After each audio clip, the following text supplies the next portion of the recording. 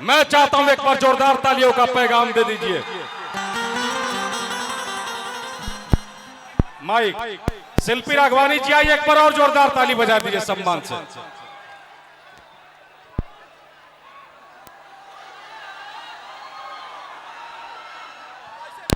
Hello, पहले मंच को खाली कीजिए आप लोग। ये भागा दौड़ी क्यों कर रहे हैं? शत्रुघ्न भैया 5 मिनट प्रोग्राम को बंद कीजिए। शिल्पी राघवानी जी हैं, दिल से स्वागत अभिनंदन है। बड़ी हाँ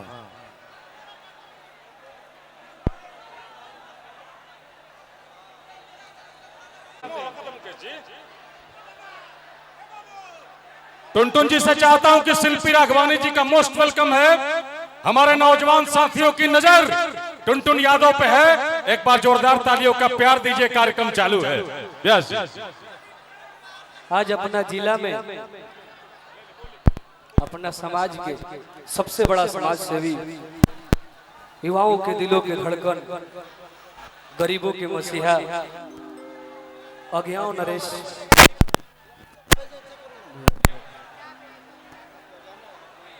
नरेश के परिवार में और अपना दीपू राणावत भैया के अज्ञाओं के भावी विधायक प्रत्याशी दीपू राणावत भैया के सौजन्य से जाहिल बनी।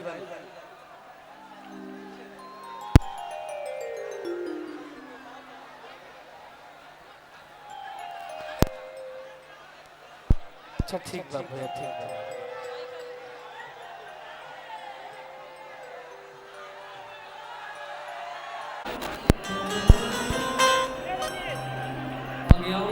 प्यार पावे आइल बनी तब चाहते एक बार जोरदार ताली बजा के भाई के दिल में। हालांकि आवाज हमारा उस जगह तक ना पहुंचत हुई।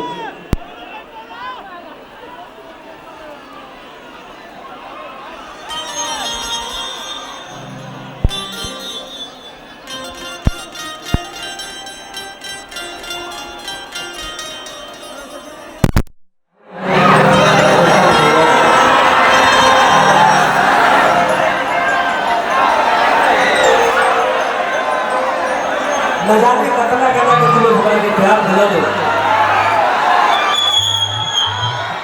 एगो हमरा देखा रंगदार परिवार के लइका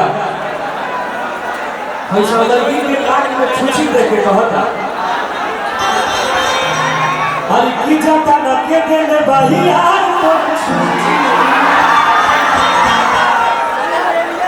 अब पता के रोज सिगरे लड़कियां मत दिमाग बनाओ रोको से रोको से ये हमारा देखा लड़का और उनका देखा लड़की एक दूसरे से टकराव हो जाता है। लड़कियां कहते हैं आज की को सोचवा के सिफरी बनवले बा अपन चार भक्के गोड़ में पेढ़ावले हर की तहरा से फसल नहीं बात बा टूटी हर की तहरा से फसल नहीं हर की बात बा टूटी अब हम कहले हर की जनता न के बेटे भाई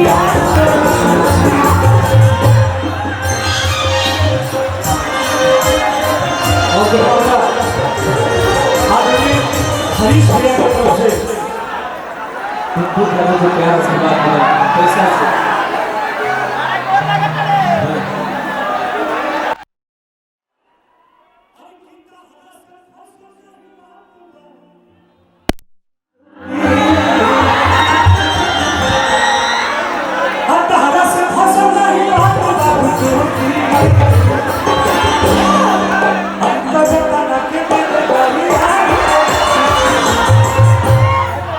हर की जो तक के दिल बहिया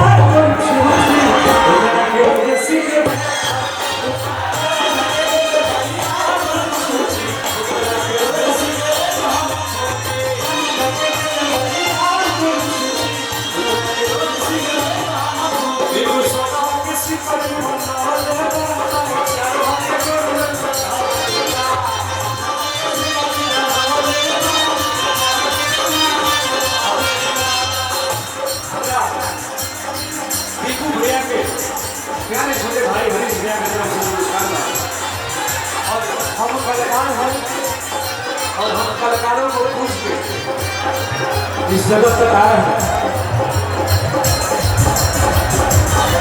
अरे कुछ सुना किसी पर बनावले बाबा चार भागे जोड़े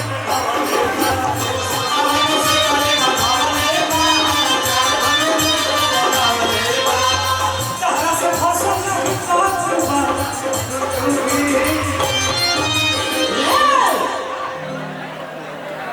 हर की तोरा से फसल नहीं काटूंगा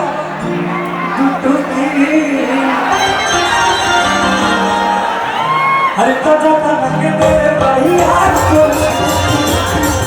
आज तो लगे तेरे भाई हाथ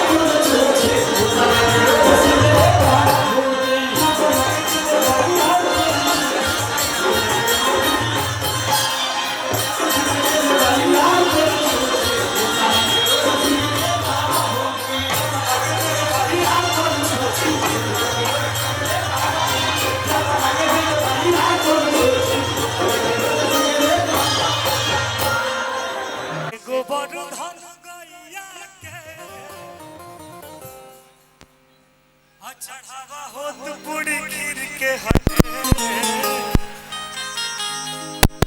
ई परंपरा यही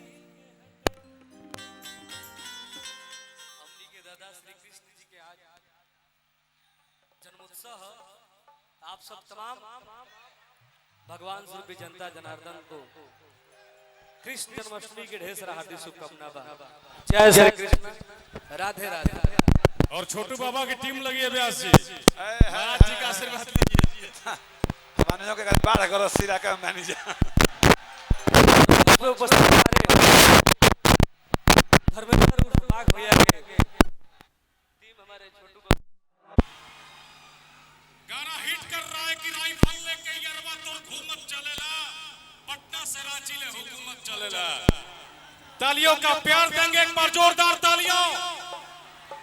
आज बड़े गर्व के साथ मुझे एंकरिंग करते हुए खुशी हो रही है कि भुवनेश्वर बाबू के द्वितीय पुण्यतिथि में आदरणीय अरुण कुमार यादव जी के दर पे और प्यारे छोटे भाई इस इलाके के प्रिंस दीपू राणावत जी की मोहब्बत रंग लाई और टुनटुन यादव जी आज आप सभी के बीच हैं, इसलिए मैं चाहता हूं कि जोरदार तालियां दिल से।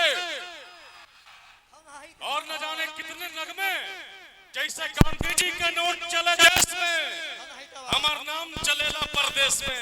टुनटुन यादव जी आए हैं, लड़के जोरदार ताली बजा देंगे। और व्यास के लिए क्या कहना है?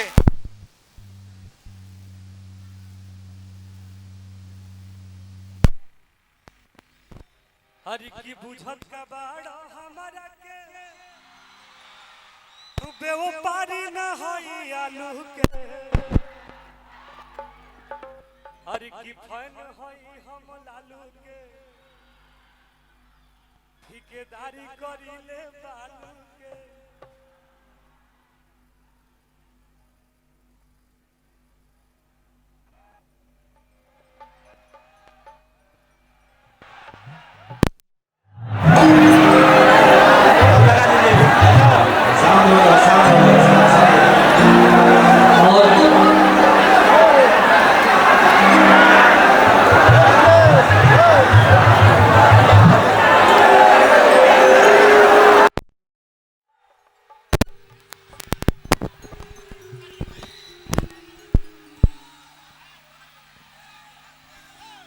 थोड़ा सा